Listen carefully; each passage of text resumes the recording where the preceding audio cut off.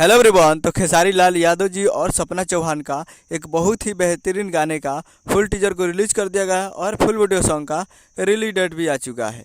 और इस गाने को लिखे हैं अखिलेश कश्यप जी और इसमें म्यूजिक दिए हैं आर्या शर्मा जी। और इस गाने को गाए हैं खेसारी लाल यादव जी और खुशी कक्कर जी, जो कि आपको स्क्रीन के ऊपर दिखाई दे रहा है। जिस सॉन्ग का टाइटल रखा गया है गोरी तोर गलिया, जिसका टाइटल है गोरी तोर गलिया। और वीडियो में खेसारी लाल यादव जी और सपना चौहान जी, फिट में सपना चौहान जी। तो ये फुल टीजर को रिलीज कर दिया गया है, करीब 2 बजे इस फुल टीजर को रिलीज कर दिया गया है। और फुल वीडियो सॉन्ग कल सुबह में रिलीज किया जाएगा। फुल वीडियो सॉन्ग रिलीज इन 13 मई 2024 को सुबह 6:15 पे ये फुल वीडियो सॉन्ग को रिलीज़ किया जाएगा। तो कल 13 मई को सुबह 6:15 पे तैयार रहिएगा ये फुल वीडियो सॉन्ग को देखने के लिए। और फुल टीजर अभी तक आप नहीं देखे हैं तो फुल टीजर आप जाकर देख सकते हैं।